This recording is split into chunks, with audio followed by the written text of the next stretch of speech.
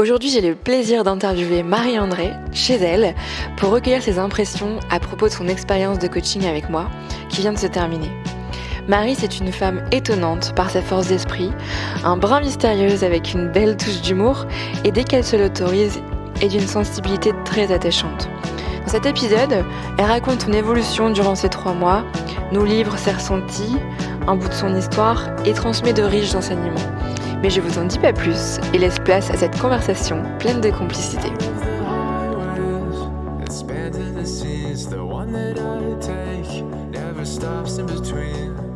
Coucou Marie. Bonjour. Tu m'avais appelée mi-janvier. Oui. C'était quoi à l'époque ton état d'esprit? J'étais pas bien, j'avais une période de doute, de mal-être, de plein de choses. Sur internet, je cherchais nutritionniste, émotion. J'ai dit voilà. Donc j'ai regardé l'adresse et. C'est bien qu'on était voisines. Comme disait l'autre, suffit de traverser la route. Et puis c'est vrai, j'ai pas trouvé de boulot, mais j'ai trouvé quelqu'un de bien. Sacré manie.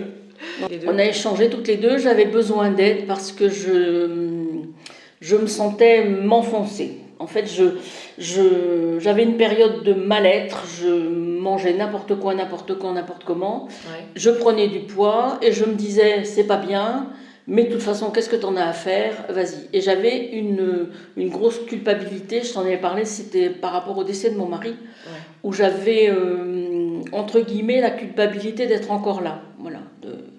Je m'en voulais d'être encore là, je me disais, j'ai fait tout ce qu'il faut. Mais pourquoi je suis restée, quoi, voilà. Donc c'était tout ça qui m'oppressait, en fait. J'étais pas bien. Donc, tu te sens apaisée aujourd'hui avec cette relation? Complètement. Ouais. Oui. Que Jeannot, il soit toujours... Oui, il est toujours là, mais c'est pas pareil. C'est pas angoissant, c'est pas oppressant comme avant. Maintenant, c'est une compagnie. Voilà, c'est un soutien. Mais c'est plus un poids, c'est plus une culpabilité. C'est plus une culpabilité? Non. Ok. Non. Et qu'est-ce qui s'est passé pendant ces 3 mois? Il s'est passé qu'en fait, on a tout mis à plat, petit à petit. On est en train de tout déconstruire. On n'a pas encore tout déconstruit. Il y a encore des résistances. Ouais. Mais on reconstruit bien ce qu'on a déconstruit.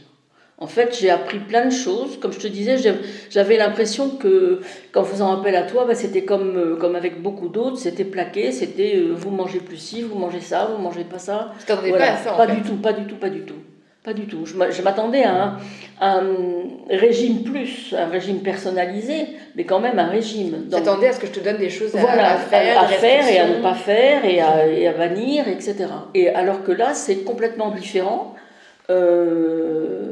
Je ne prive de rien, je mange ce que je veux, mais j'ai réappris à avoir de la nourriture et des aliments de qualité, à avoir un ordre dans les repas, à avoir une quantité dans les repas, alors qu'avant c'était pas forcément des crudités à chaque fois, c'était pas forcément les crudités d'abord. Enfin voilà, il y a plein de choses comme ça à déconstruire et à reconstruire qui datent aussi de l'enfance et des croyances de tout le temps. Donc les croyances que tu avais à propos de l'alimentation, de façon générale? Voilà.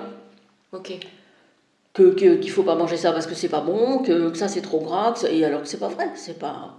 Je me rappelle la question que je t'avais posée, pour toi, manger, c'était automatique? Oui. C'était manger pour vivre? Voilà, c'est ça, exactement. Comment ça a évolué, ça? Et maintenant, c'est plus manger par plaisir et manger par envie. Il est des soirs où j'ai pas faim, j'ai pas envie de manger, je mange pas. Donc il y a vraiment une écoute de toi? Complètement. Je suis à l'écoute de moi. Si j'ai pas envie, si j'ai pas besoin de manger, je vois pas pourquoi je mangerais. En fait, tu t'es recentrée sur toi-même? Voilà, sur ce dont j'ai besoin et ce qu'il me faut pour faire mes journées de la meilleure façon possible. Qu'est-ce que ça change, ça? Ça change que ça libère du poids il va être midi, donc il faut que je mange, il va être 19h ou 20h, donc il faut que je mange, il faut que je fasse à manger même si j'ai pas envie. Et quand on mange sans envie, on le fait pas bien et on ne mange pas par plaisir. Donc je pense que ça profite d'une mauvaise manière, en fait. Ce qu'on mange, on le stocke ou on le tolère, mais on ne prend pas plaisir à le faire. Il y a plus de plaisir maintenant à manger et à faire à manger parce que c'est quand j'en ai envie, quand j'en ai besoin. Donc le rapport à l'alimentation a vraiment changé. Vraiment Il y a changé. une perspective là, Complètement. Une autre dimension. Complètement. Et on le voit parce que le visage que tu as aujourd'hui s'est ouvert. Oui. Et beaucoup plus lumineuse, très enjouée. Même au niveau de ton vocabulaire, ça a beaucoup changé. Oui. Ça s'est même transformé. Oui. Où au départ, c'était le reflet un petit peu de ce qu'il y avait à l'intérieur. Oui, c'est ça, c'était assez étriqué en fait. Aujourd'hui, comment tu te sens à l'intérieur ? Libérée, complètement apaisée, je m'occupe de moi. En fait. Au départ, je me rappelle, ça m'avait interpellée à quel point tu pouvais pas penser à toi et que penser à soi, c'était presque de l'égoïsme. Oui. Et je me souviens, ça m'avait interpellée. Je me suis dit, tiens, comment elle s'identifie par rapport aux autres, dans sa place ? Qu'est-ce qui s'est passé pour toi ?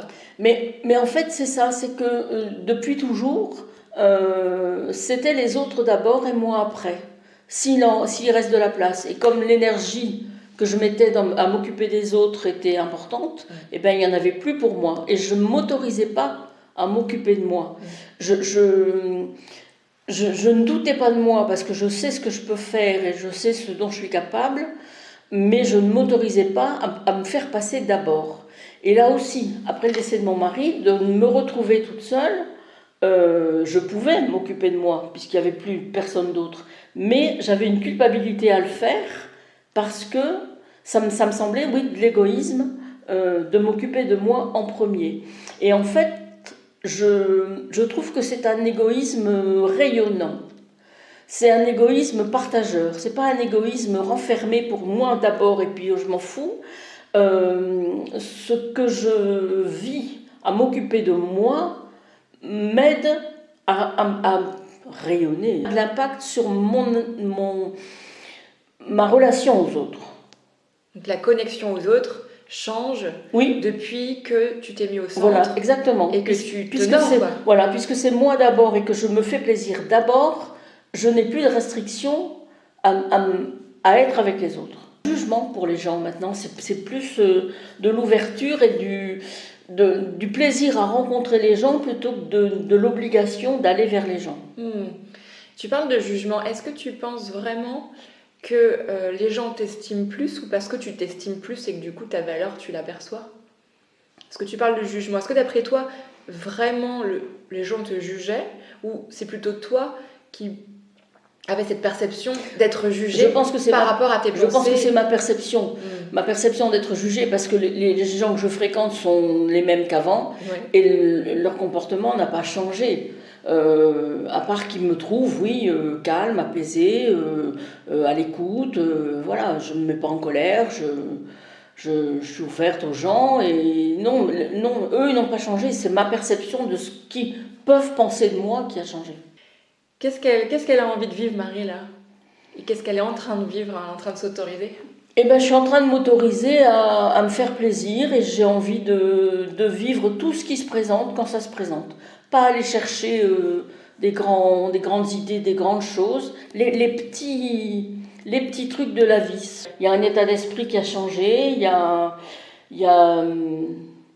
un bien-être complet, c'est vraiment une déconstruction totale de plein de carcans, de plein de on dit, il faut pas, il faut que, on doit pas, Les croyances qu'on porte, elles peuvent nous desservir et c'est un sacré poids. Oui. Est-ce que du coup ta façon de voir le poids a changé ou du moins c'est ouvert sur différents champs ? Parce qu'au départ, quand on s'est parlé, le poids physique était très important. Oui, le poids physique était très important parce que justement, on me disait toujours « Oh là là, faut pas dépasser tel poids, faut faire attention. Si les gens sont gros, c'est parce qu'ils veulent bien, ils font pas attention, ils n'ont pas de volonté. » Enfin, tout le catéchisme habituel des gens, il n'y a qu'à faucon. Et le poids, maintenant, je ne m'en occupe plus. Tu m'as fait mettre ma balance dans un placard et ma balance elle y reste, elle prend la poussière dans le placard, je la sors une fois par mois Mais mon poids importe peu. Si j'ai pris 1 kilo ou si j'ai perdu 1 kilo, si j'ai perdu 1 kilo, je suis contente. Mais si j'ai pris 1 kilo, je ne m'en offusque pas parce que je me fie à ce que je ressens. Oh, génial, magnifique. Mon poids sur la balance n'a pas d'importance du moment que moi je suis bien. Il y a des gens qui font 50 kilos et qui se trouvent trop gros, qui veulent perdre 2 kilos, mais c'est dans la tête. Ça n'a rien à voir. Ils sont un poids de forme, c'est un poids de forme, c'est pas forcément un poids calculé, physique, machin. Voilà, il y a des gens qui sont très bien à 70 kilos et qui seront mal à 72 ou qui seront mal à 68 et qui pourtant devraient en faire 45 ou 52, enfin peu importe. Donc à quel point le critère de base et le plus essentiel, c'est ton ressenti. Voilà, c'est ça. C'est ta propre balance. Oui. Mais ça de par l'éducation et les carcans et tout, on ne s'autorise jamais à se contenter de ce qu'on est, en fait. Moi, je pense qu'il faut...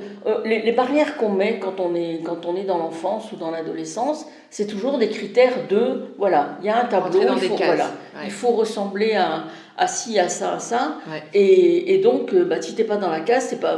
Mais c'est conditionné par plein de choses, ça. Déjà, quand tu prends rien que le carnet de santé des enfants, mon Dieu, oui. T'as une courbe de poids, t'as une courbe de taille. Les garçons doivent faire telle taille. Si t'es pas là-dedans, c'est une catastrophe. Entièrement d'accord avec toi. Les réseaux sociaux, j'en parle même pas parce que maintenant les filles TikTok, c'est resserré, t'as une taille qui fait 12 cm et demi, si t'en fais 14, là, c'est une catastrophe. Surtout chez les femmes, en fait, les standards de beauté, c'est drôle parce que, enfin c'est drôle non, mais les standards de beauté bougent tous les 10 ans. Oui. Et chez les hommes, ça ne bouge pas. Oui.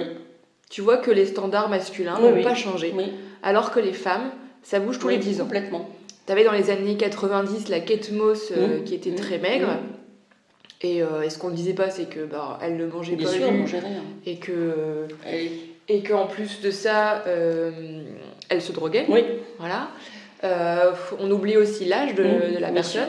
Un corps de 16 ans, c'est pas pareil que... C'est pas du tout la même chose qu'une femme de 40 ans ou plus. Et puis ensuite, tu as eu les années où les formes étaient plus généreuses. Là, on est sur un peu plus difforme avec beaucoup de seins, beaucoup de fesses. Et d'ailleurs, les jeunes femmes mettent des prothèses très jeunes sur les hanches et tout ça. Donc, pour une femme, c'est pas facile. C'est pas facile. Et l'image qu'on en donne ne conforte pas à être soi-même. Les magazines, les vidéos, c'est toujours des filles qui font aussi des allumettes. Donc si toi tu es un peu plus rond, tu te dis je suis pas comme tout le monde, donc forcément tu vas vers le comme tout le monde. Et ça crée un malaise. L'accompagnement en lui-même, comment tu t'es sentie Alors une belle béquille, franchement, j'avais besoin de quelqu'un alors qui m'écoute, qui me soutienne et qui me pousse. Et voilà. Vous avez un joli résumé. Marion vous soutient, vous pousse et vous aide et vous écoute. Ouais. Hier au sport, tu n'avais pas très envie. Non, mais j'avais pas envie. Aller dans une salle de sport, c'était non au départ. Ah, c'était même impensable. C'était même pas non. C'était pas dans mon monde. Ah ouais. Pas du tout. Ah ouais. Pas du tout. À la vue d'une salle de sport, tu disais, si tu m'avais pas emmené, je serais même pas rentrée dedans. Oui, ça c'est sûr. Non. Ouais. Et puis finalement, qu'est-ce que ça t'a appris, ça, le fait de sortir de ta zone de confort ? Eh bien que c'était possible pour plein de choses, en fait. Qu'il faut pas rester sur la première idée de je suis bloquée parce que j'ai pas envie, parce que j'ai jamais fait, parce que j'ai peur. On essaye et puis on verra bien. Ça m'a appris que j'étais capable de beaucoup de choses. Donc je t'ai pas toujours fait plaisir, hein. Non, j'ai pas été la coach qui s'est toujours à être dans son sens. Mais t'en es sortie grande. Oui, ça c'est sûr. Ouais. C'est vrai que c'est très bénéfique. Super. Que du bien-être, un petit peu de souffrance. Oui, pour du plaisir sur le long terme. Il faut. S'il y avait quelqu'un qui se reconnaissait en toi, tu vois, mais qui ça fait un moment, un homme ou une femme, mais qui n'ose pas, qui s'est jamais fait coacher, qui ne sait pas ce que c'est, et voilà, qu'est-ce que tu pourrais lui dire, toi ? Eh ben, allez-y, franchement. Franchement, parce que c'est pas du temps perdu, c'est pas de l'argent perdu, c'est un investissement à long terme sur ce qu'on est, ce qu'on veut devenir et ce qu'on peut devenir. Et franchement, ça vaut le coup de se mettre en avant pour se faire du bien à soi-même, ce qui va forcément faire du bien aux gens avec qui vous vivez. Et dans le travail, pour ceux qui travaillent encore, et je pense que ça peut avoir que des côtés bénéfiques. Ça sert dans le quotidien, ça sert dans les gens qu'on rencontre, des gens qui me disent, par exemple, rien que pour la nourriture, ça a changé. Les menus que je fais, ça a changé par rapport à avant. La façon de les présenter, c'est plus agréable, c'est moins répétitif, c'est plus agréable à manger. Et forcément, les gens me disent ah, c'est quoi j'avais jamais mangé ça. Voilà. Du coup, c'est les gens qui s'interrogent. Voilà, exactement. Il vaut mieux inspirer que convaincre. Bien sûr. Merci pour ce beau témoignage. Comme je dis à chacun de mes coachés, à chaque fois, je me nourris de ces rencontres. Ah oui, je veux bien croire, parce que tout le monde est différent, tout le monde a un parcours de vie différent et une attente différente. Mais je pense que le résultat dans la finalité se retrouve chez tout le monde. C'est que on a pris conscience des erreurs et des bêtises qu'on faisait inconsciemment, parce qu'on nous a toujours inculqué ça, et qu'on sait que maintenant la personne la plus importante de notre vie, c'est nous, et qu'il faut qu'on passe d'abord, et puis que les autres nous suivent, et qu'on entraîne tout le monde à ce changement, quoi. Je vais avoir du mal à trouver une autre phrase, aussi belle que la tienne. Merci pour ça. Merci de finir en beauté. Non, mais ça a été une très belle rencontre, et franchement, je regrette. Ouais, merci.